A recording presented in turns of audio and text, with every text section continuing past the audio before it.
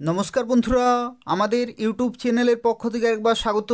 আজকে এই ভিডিওতে আমরা আলোচনা করব পোস্ট অফিসের তরফ থেকে নিয়োগ করা হচ্ছে, যেখানে জিডিএস পোস্টে অর্থাৎ গ্রামীণ ডাক সেবক পোস্টে অ্যাপ্লিকেশন চলছে এবং যেখানে টোটাল ভ্যাকেন্সি রয়েছে 21,413টি এবং তোমরা মাধ্যমিক পাস শিক্ষাগত যোগ্যতায় অ্যাপ্লিকেশন করতে পারবে। যেখানে অ্যাপ্লিকেশন করা লাস্ট ডেট মার্চের 3 তারিখ পর্যন্ত। অর্থাৎ যারা অ্যাপ্লিকেশন করেছো খুবই ভালো, কিন্তু যারা অ্যাপ্লিকেশন করনি এদের অফিসিয়াল ওয়েবসাইটের লিঙ্ক আমি ডেসক্রিপশন বক্সে দিয়ে রেখেছি, সেখান থেকে অ্যাপ্লিকেশন করতে পারবে। মার্চের 3 তারিখ হচ্ছে লাস্ট ডেট।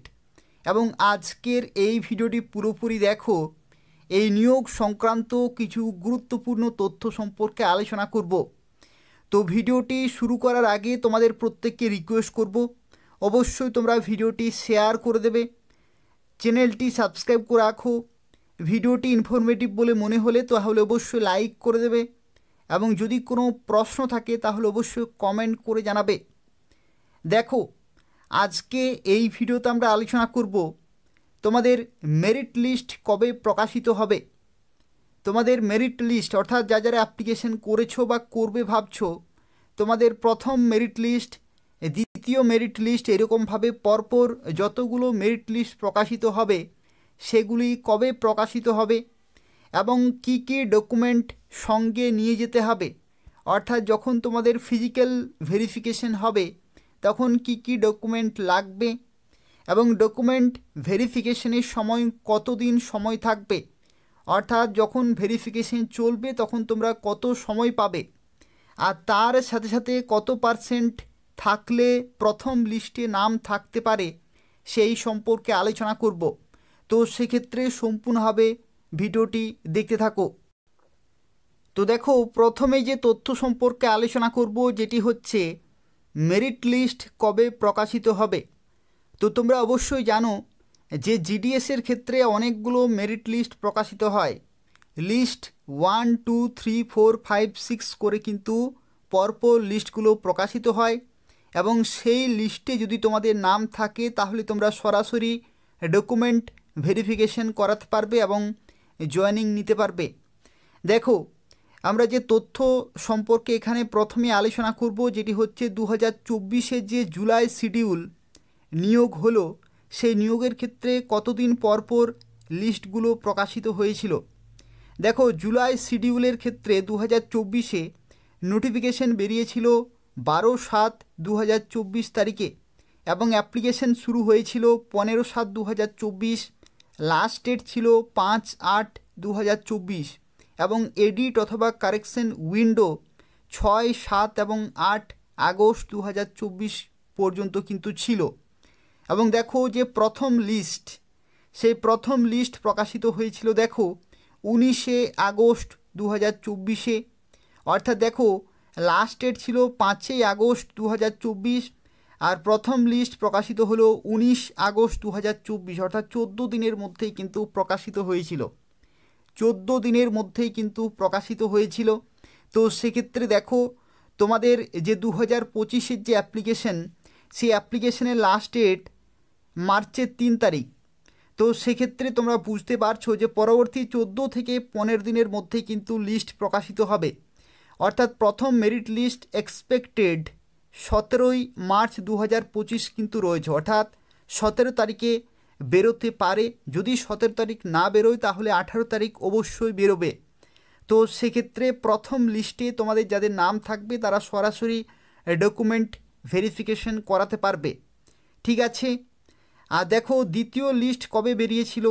দ্বিতীয় লিস্ট দেখো প্রায় 1 মাস পরে বেরিয়েছে। তৃতীয় লিস্ট পরবর্তী দেখো 1 মাস পরে বেরিয়েছে। চতুর্থ লিস্ট, পঞ্চম এবং ষষ্ঠ প্রত্যেকটির ক্ষেত্রে দেখো প্রায় 25 থেকে 30 দিনের মধ্যে কিন্তু বেরিয়েছে পরবর্তী লিস্টগুলো। অর্থাৎ প্রথম লিস্ট 15 দিনের মধ্যেই বেরোচ্ছে আর পরবর্তী লিস্টগুলো 25 থেকে 30 দিনের মধ্যেই বেরোচ্ছে। তো সেক্ষেত্রে দেখো 2024-এর যে জুলাই শিডিউল, সেই বিজ্ঞপ্তি থেকে আমরা যেটা এখান থেকে অ্যানালাইসিস করতে পারছি যে 2025-এর ক্ষেত্রে তোমাদের মার্চের 3 তারিখ হচ্ছে যেহেতু লাস্ট ডেট, তাহলে তোমাদের প্রথম লিস্ট এক্সপেক্টেড 17ই মার্চ 2025 বেরোতে পারে, 1-2 দিন আগে পরে হতে পারে। দ্বিতীয় মেরিট লিস্ট 15 থেকে 20 এপ্রিল 2025 মধ্যেই পেয়ে যাবে, অবশ্যই পেয়ে যাবে। থার্ড মেরিট লিস্ট 15 থেকে 20 মে 2025। ফোর্থ মেরিট লিস্ট 15 থেকে 20 জুন 2025 এবং ফিফথ মেরিট লিস্ট 12 থেকে 20 জুলাই 2025 আর সিক্সথ মেরিট লিস্ট 10 থেকে 15 আগস্ট 2025। এগুলো প্রত্যেকটি হচ্ছে এক্সপেক্টেড, যে সময় বলা হয়েছে সেই সময়ের মধ্যেই কোনো একটা নির্দিষ্ট ডেটে তোমাদের কিন্তু মেরিট লিস্ট প্রকাশিত হবে এবং যেদিন প্রকাশিত হবে সেই দিন থেকে পরবর্তী 15 দিন তোমরা কিন্তু সময় পাবে ভেরিফিকেশনের জন্য। ঠিক আছে, পরবর্তী 15 দিন তোমাদের কিন্তু হাতে সময় থাকবে ভেরিফিকেশনের সময় তোমাদের যা কিছু ডকুমেন্ট রয়েছে সেগুলো কিন্তু নিয়ে যেতে হবে। দেখো এখানে আরও কিছু গুরুত্বপূর্ণ তথ্য তোমাদের অবশ্যই জেনে রাখা প্রয়োজন, যেটা হচ্ছে দেখো 2024 যে জুলাই শিডিউল সেখানে কতজন ডাক পেয়েছিল। এখান থেকে তোমরা একটা বেসিক আইডিয়া পেয়ে যাবে যে এই বছর অর্থাৎ 2025 প্রায় এইরকমভাবেই কিন্তু তোমরা ডাক পাবে, প্রায় এইরকমভাবে। দেখো এখানে প্রথম লিস্টে 2024 যে জুলাই শিডিউল, প্রথম মেরিট লিস্টে total short listed candidate total ডাক পেয়েছিল 2540 জন, কিন্তু সবাই ডকুমেন্ট ভেরিফিকেশন করায়নি, যে কারণে দ্বিতীয় মেরিট লিস্ট প্রকাশিত হয়েছিল। দ্বিতীয় লিস্টে যাদের নাম ছিল তারা সবাই ডকুমেন্ট ভেরিফিকেশন করায়নি, যে কারণে তৃতীয় মেরিট লিস্ট প্রকাশিত হয়েছিল। তো এইরকমভাবে দেখো টোটাল 6টি লিস্ট কিন্তু প্রকাশিত হয়েছিল।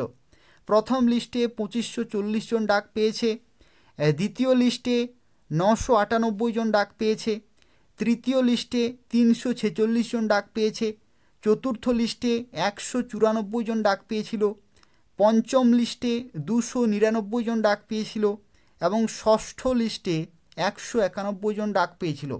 তো সেক্ষেত্রে তোমাদের প্রত্যেককে রিকমেন্ড করব, যারা অ্যাপ্লিকেশন করছো প্রথম লিস্ট শুধুমাত্র দেখলেই কিন্তু হবে না। প্রথম লিস্টে যদি নাম না থাকে তাহলে অবশ্যই তোমরা 1 মাস পরে দ্বিতীয় লিস্ট প্রকাশিত হবে, সেই লিস্টও চেক করবে। সেই লিস্টে যদি নাম না থাকে পরবর্তী লিস্ট চেক করবে। এরকমভাবে কিন্তু যতগুলি লিস্ট প্রকাশিত হবে প্রত্যেকটি লিস্ট কিন্তু অবশ্যই তোমরা চেক করবে। যে কোনো একটি লিস্টে যদি তোমার নাম থাকে এবং সেখানে নির্দিষ্ট ডেট দেওয়া থাকবে, সেই ডেটের মধ্যেই কিন্তু তোমাদের ডকুমেন্ট ভেরিফিকেশন করাতে হবে, অর্থাৎ 15 দিন তোমরা কিন্তু সময় পাবে। সেই 15 দিনে যে কোনো একটি দিনে তোমরা অফিসে গিয়ে ডকুমেন্ট ভেরিফিকেশন করাবে, তারপরে তোমরা নির্দিষ্ট ব্রাঞ্চে পোস্টিং পেয়ে যাবে। দেখো এখানে আরও কিছু গুরুত্বপূর্ণ তথ্য আলোচনা করব। দেখো প্রথমের প্রশ্নে বলা হচ্ছে যে ডকুমেন্ট ভেরিফিকেশনের জন্য কতদিন সময় থাকবে। তো তোমরা টোটাল 15 দিনের মতো কিন্তু সময় পাবে। যেদিন লিস্ট জারি হবে সেই দিন থেকে 15 দিন তোমরা কিন্তু সময় পাবে হাতে ডকুমেন্ট ভেরিফিকেশনের জন্য। পরবর্তী দেখো বলা হচ্ছে কি কি ডকুমেন্ট সঙ্গে নিয়ে যেতে হবে। যখন তোমরা ফিজিক্যাল ভেরিফিকেশনের জন্য যাবে তখন কি কি ডকুমেন্ট নিয়ে যাবে। দেখো এগুলো কিন্তু অবশ্যই তোমাদের নিয়ে যেতে হবে, না হলে রিজেক্টেড হয়ে যাবে। দেখো প্রথমে বলা হচ্ছে মার্কশিট, মাধ্যমিকের যে মার্কশিট রয়েছে সেটা কিন্তু নিয়ে যেতে হবে। আইডেন্টিটি প্রুফের ক্ষেত্রে যে কোনো সরকারি আইডেন্টিটি প্রুফ, যেমন প্যান কার্ড অথবা আধার কার্ড অথবা ভোটার কার্ড অথবা ড্রাইভিং লাইসেন্স, যে কোনো একটি গভর্নমেন্ট আইডি প্রুফ কিন্তু নিয়ে যেতে হবে। পরবর্তী কাস্ট সার্টিফিকেট, যদি তুমি এসসি এসটি ওবিসি পিডাব্লিউডি হয়ে থাকো বা ইডাব্লিউএস হয়ে থাকো সেই সমস্ত সার্টিফিকেটগুলো নিয়ে যেতে হবে। পিডাব্লিউডি সার্টিফিকেট যাদের ক্ষেত্রে প্রযোজ্য, ইডাব্লিউএস যাদের ক্ষেত্রে প্রযোজ্য, ট্রান্সজেন্ডার সার্টিফিকেট যাদের ক্ষেত্রে প্রযোজ্য, ডেট অফ বার্থের প্রুফ, যদি তোমার বার্থ সার্টিফিকেট থাকে তাহলে খুবই ভালো, যদি না থাকে তাহলে তোমরা কি নিয়ে যাবে। যদি না থাকে তাহলে যে মাধ্যমিকের অ্যাডমিট কার্ড রয়েছে বা যে সার্টিফিকেট রয়েছে সেখানে তোমার জন্মের তারিখ কিন্তু দেয়া রয়েছে, সেটাই সেখানে গ্রহণযোগ্য হবে মাধ্যমিকের অ্যাডমিট অথবা সার্টিফিকেটে, অথবা বার্থ সার্টিফিকেট যদি থাকে তাহলে। মেডিকেল সার্টিফিকেট কিন্তু অবশ্যই তোমাদের নিয়ে যেতে হবে, এটা কম্পালসারি, প্রত্যেকটি কিন্তু কম্পালসারি রয়েছে। দেখো মেডিকেল সার্টিফিকেটের ক্ষেত্রে বলা হচ্ছে মেডিকেল অফিসারের দ্বারা অফ এনি গভর্নমেন্ট হসপিটাল অথবা গভর্নমেন্ট ডিসপেন্সারি, গভর্নমেন্ট দেখো এখানে বলা হচ্ছে প্রাইমারি হেলথ সেন্টার, যে কোনো সরকারি যে স্বাস্থ্য কেন্দ্র রয়েছে বা বিভিন্ন হাসপাতাল রয়েছে সেই সমস্ত জায়গা থেকে কিন্তু তোমাদের মেডিকেল সার্টিফিকেট নিয়ে আসতে হবে। আর দেখো এখানে একটি তথ্য, ডকুমেন্টগুলো কত কপি করে নিয়ে যাবে। দেখো এখানে বলা হচ্ছে while attending the document verification the candidate will be required to carry following documents in original as applicable. যে সমস্ত ডকুমেন্টগুলো রয়েছে প্রত্যেকটি কিন্তু অরিজিনাল অবশ্যই নিয়ে যেতে হবে। তার সাথে সাথে দেখো এখানে বলা হচ্ছে 2 sets of self attested photocopies, অর্থাৎ ফর সাবমিশন, অর্থাৎ 2 সেটস অর্থাৎ 2 কপি করে অরিজিনালের সাথে সাথে আরও 2 কপি জেরক্স কিন্তু নিয়ে যেতে হবে, এবং জেরক্সগুলো থাকবে সেলফ অ্যাটেস্টেড অর্থাৎ সিগনেচার করা কিন্তু হতে হবে। আশা করি বুঝতে পারছো। ধরে নাও তুমি মার্কশিট নিয়ে যাবে, তো মার্কশিটের অরিজিনাল নিয়ে যাচ্ছ 1 কপি, তার সাথে সাথে আরও 2 কপি জেরক্স নিয়ে যাবে, আরও 2 কপি জেরক্স নিয়ে যাবে, এবং জেরক্সগুলো কিন্তু সেলফ অ্যাটেস্টেড বা সিগনেচার করা কিন্তু হতে হবে। তো ঠিক যেরকমভাবে বলা হচ্ছে সেই রকমভাবেই তোমরা কিন্তু নিয়ে যাবে, ডকুমেন্টগুলো তোমরা সঠিকভাবে ভেরিফাই করাতে পারবে। ঠিক আছে, এখানে দেখো আরও কিছু গুরুত্বপূর্ণ তথ্য তোমাদের এই ভিডিওতে জানিয়ে দিচ্ছি। এগুলো যতগুলো তোমাদেরকে আমি শেয়ার করছি প্রত্যেকটি হচ্ছে অফিসিয়াল, এক একটি ডেটা রয়েছে, অফিসিয়াল ডেটা রয়েছে। খুব ভালোভাবে দেখতে থাকো, প্রত্যেকেই লাইক করে দেবে, তোমাদের বন্ধুদের শেয়ার করে দেবে। দেখো এখানে বলা হচ্ছে কত পার্সেন্ট থাকলে প্রথম লিস্টে নাম থাকতে পারে। এখানে দেখো বিভিন্ন পার্সেন্টেজগুলো কিন্তু দেয়া রয়েছে।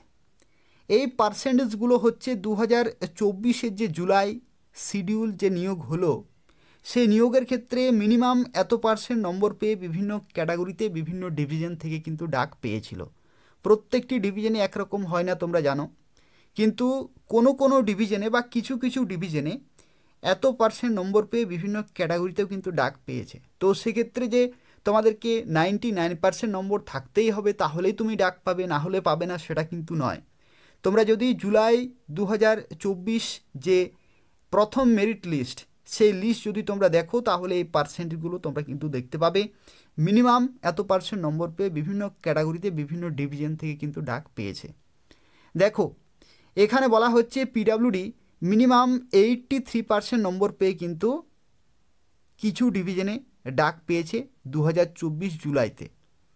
এসটি ক্যাটাগরিতে 84-এ ডাক পেয়েছিল, ইডাব্লিউএসে 84-এ ডাক পেয়েছিল, এসসি ক্যাটাগরিতে 91-এ ডাক পেয়েছিল মিনিমাম, ওবিসি 92 মিনিমাম ডাক পেয়েছিল, এবং জেনারেল 93.8%-এ মিনিমাম পার্সেন্টেজে কিন্তু ডাক পেয়েছিল।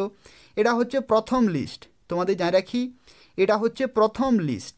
ঠিক আছে, মেরিট লিস্ট যে প্রথমটি যেটি ফার্স্ট মেরিট লিস্ট যেটি প্রকাশিত হয়েছিল সেই লিস্টের এটা হচ্ছে ডেটা। কিন্তু পরবর্তী যে লিস্টগুলো বেরোবে সেই লিস্টে কিন্তু এর থেকে কম পার্সেন্টেজও তোমরা ডাক পেতে পারো। ঠিক আছে, কম পার্সেন্টেজেও কিন্তু ডাক পেতে পারো। তো সেক্ষেত্রে এই জন্যই তা আমি তোমাদেরকে বারবার রিকমেন্ড করছি যে প্রত্যেকটি লিস্ট কিন্তু তোমরা সময় মতো চেক করবে। যদি নাম থাকে তাহলে অবশ্যই তোমরা ভেরিফাই করাতে পারবে। যেহেতু 2024 জুলাইতে এরকম পার্সেন্টেজে ডাক পেয়েছে, আশা করা যাচ্ছে 2025-এও কিন্তু এরকম পার্সেন্টেজ বা এর থেকে কমও কিন্তু থাকতে পারে। তোমরা অবশ্যই লিস্টগুলো খুব ভালোভাবে চেক করে নেবে। তো এই হচ্ছে আজকের একটি গুরুত্বপূর্ণ আপডেট।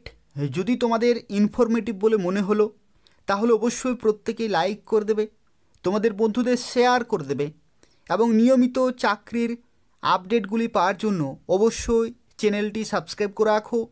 এই চ্যানেল থেকে তোমরা প্রত্যেকটি চাকরির আপডেট, বিভিন্ন বিজ্ঞপ্তির আপডেট তোমরা সময় মতো পেয়ে যাবে। ধন্যবাদ।